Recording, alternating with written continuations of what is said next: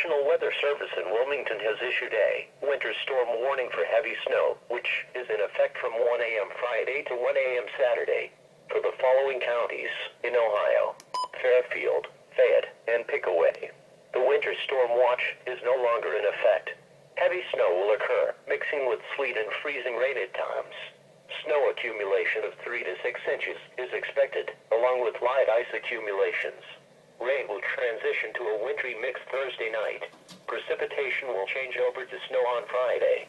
Hazardous travel conditions are expected due to reduced visibilities and snow accumulations. Remember, a winter storm warning means severe winter weather conditions are imminent or highly likely.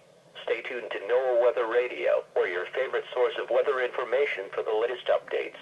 Additional details can also be found at www.weather.gov/ILN.